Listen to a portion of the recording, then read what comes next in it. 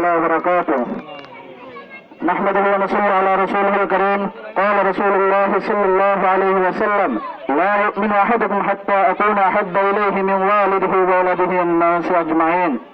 সম্মানিত উপস্থিতি, আজকে আমরা এখানে উপস্থিত হয়েছি, আমরা সকলেই জানি ফ্রান্সের মধ্যে আমাদের প্রিয় নবী মুহাম্মদ রাসূলুল্লাহ সাল্লাল্লাহু আলাইহি ওয়াসাল্লামকে নিয়ে যে ব্যঙ্গচিত্র করা হয়েছে তার প্রতিবাদ মিছিল।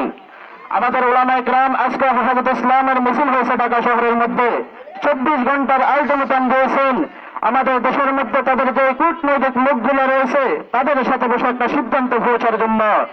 আমরাও এখান থেকে ঘোষণা করতে চাই 24 ঘন্টার মধ্যে যেন এমন একটা সিদ্ধান্ত হয়ে যায় বাংলাদেশের সাথে ফ্রান্সের সাথে সকল ধরনের লেনদেন সকল কিছু যেন বন্ধ হয়ে যায়। কি বলেন, ঠিক কিনা? আমাদের এই সমাবেশ ছোট হতে পারে। আমরা শুনছি অনেকে বলতেছেন এখানে মিছিল করে লাভ হবে কি।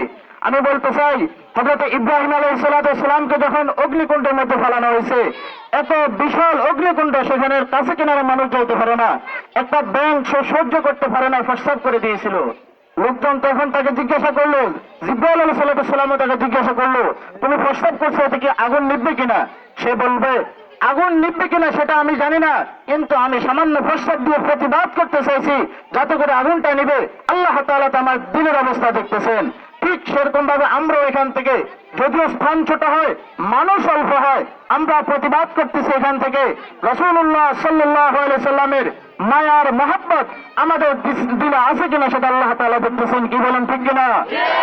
এজন্য সামনে আগামী দিনগুলো কোন নাস্তিক যদি মুহাম্মদুর রাসূলুল্লাহ সাল্লাল্লাহু আলাইহি সাল্লামকে নিয়ে কোনো কটূক্তি করে, কোন ধরনের গালমন্দ করে, সাথে সাথে আমরা তার বিরুদ্ধে লেগে উঠবো। কি বলেন, ঠিক কিনা? আল্লাহ তাআলা আমাদের সবাইকে তৌফিক দান করেন। ওয়া মা আলাইনা ইল্লাল বালাগ।